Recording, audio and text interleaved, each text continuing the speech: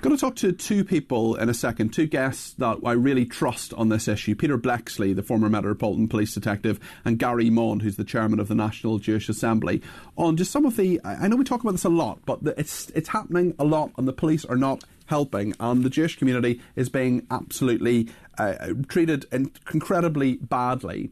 Let's play a couple of things. I want to show you footage, first of all, describe it for those who are listening on the radio, as most people do. The masked members of the Palestine Action Group breaking into a University of Manchester chemistry building using hammers to smash a cabinet. If we could just play that footage, I'll talk you through it. These are masked members of this group who stole two statues of Israel's first president, Chaim Weizmann, and police are investigating, apparently, after activists from the organisation, which is previously used, as they call it, direct action. You can see it there if you're watching on the screen. They've got hammers there, they're breaking into a glass cabinet, they're stealing these statues of the first president of Israel, who had links to the University of Manchester. They're just doing it with complete impunity. Another thing I want to show you is something that happened, and the Metropolitan Police were involved as well. And actually, yesterday was the anniversary of the Balfour Declaration, which was 100 years ago, where they, more than 100 years ago, where they made a declaration which led to the State of Israel being established. And actually, part of this as well is the fact that people are calling for a statue of the Prime Minister at the time, David Lloyd George, to be taken down. Now, he just happened to be the Prime Minister and was part of this, and that was his policy.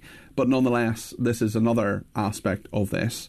And also the fact that on the marches that continue, there's some footage of a man who's wearing a T-shirt with a swastika on it, a watermelon, which is a symbol that many pro-Palestinian activists use. So they're not having a Palestinian flag, but they have the colours of the Palestinian flag, black and red and green. And also he had the swastika, and also mentioned the IDF and the alleged genocide that he was talking about. Then he denied being anti-Semitic. It's crazy. Let's just have a look at this clip.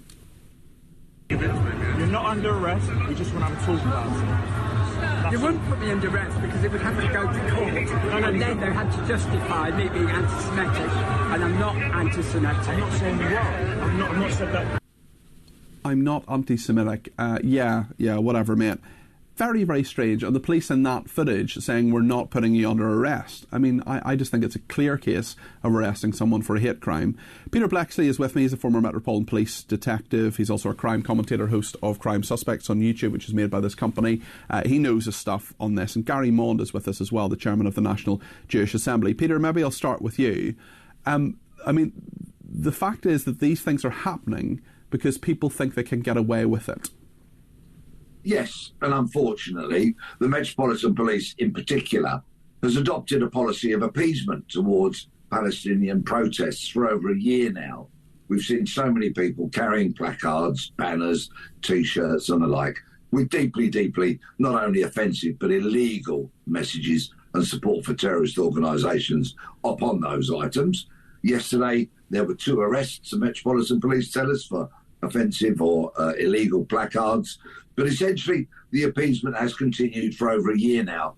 We've seen a distinct lack of robust policing, appropriate policing, professional policing, as people have got away with crimes that they simply shouldn't have done.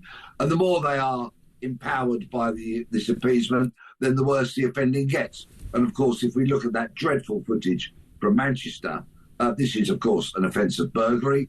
They're hooded, they're masked, they look like urban terrorists. And let's hope that Manchester Police are making arrests very, very soon.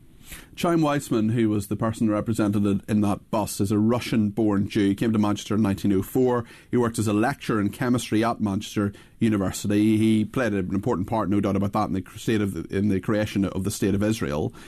He also taught at Manchester University after moving to England from Belarus previously. So, I mean, Gary, really, this is just an act of anti-Israeli, anti-Semitic hatred here, really, isn't it, Gary? It is, but what has happened, and particularly in the recent past, we've been talking about two-tier policing and anti-Semitism for a long time now, but what has changed, I think, in the last few weeks is that the Jew haters have become emboldened because they too, it's not just the Jewish community who are aware of the two-tier policing and almost a two-tier judicial system. It's the Jew haters who are also aware of that, and they're saying to themselves, come on, we've never done this a year ago. But today, if we get caught, what's the worst that's going to be happening to us? Maybe a 3-month suspended sentence? We're never going to go see jail time over this. Let's do it. What has happened is that the two-tier judicial system, the two-tier policing system has emboldened the Jew haters. And this demonstrates the point. Do you agree with that, Peter? Entirely. Appeasement leads to empowerment, no matter who it is. We can go back as far as the Second World War and that ridiculous piece of paper when Macmillan, I think it was, flew back having tried to negotiate with the Nazis. If you appease people, you empower them, no matter who it is. And Gary's absolutely hit the nail on the head. I would just add, if I may, that also this weekend we've seen the offices of Jewish charities in London daubed with red paint. One of them, the Jewish National Fund, of which I was proud to be a trustee for 12 years, has had its offices absolutely covered with red paint over the weekend by this Palestinian Action Group, which incidentally should be banned. And we know why they're using red paint as well. We know why this has happened, and we know why it's happened now, Gary, because of this anniversary.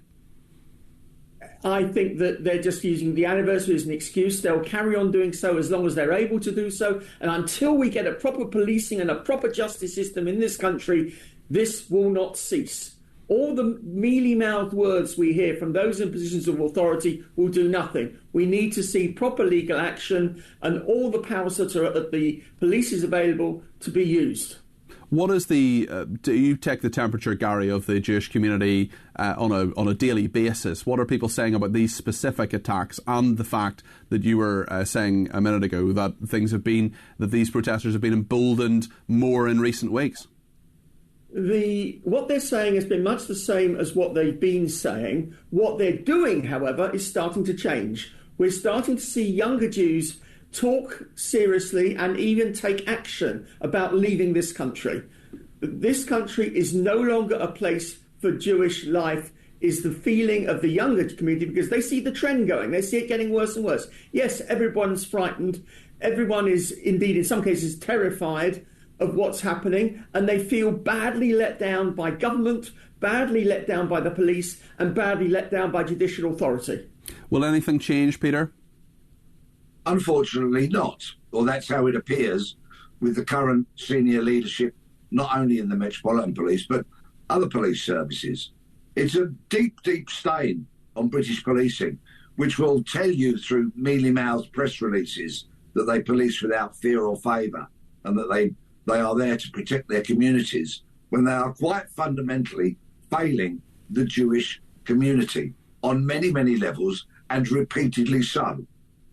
I would make if I can just make go ahead, Gary. Point here, that under the last government, at least the Jewish community felt they had a friend in Suella Braverman when she was Home Secretary, even though she wasn't able to accompany much because she was stopped by civil servants and others. Now they don't even feel they've got friends anywhere. Do they not feel that Kemi Badenoch stands up for the Jewish community? Kemi Badenoch, unfortunately, is only the leader of the opposition. She's not in government, and also, when they saw that Suella Braverman couldn't do very much, they wonder if Kemi Badenoch would do any better. OK. Gents, thank you both very much indeed. Peter Blexley there, who's a former Metropolitan Police detective, our crime commentator, host of Crime Suspects, author, speaker. Gary Mond is the chairman of the National Jewish Assembly. Thank you to them both.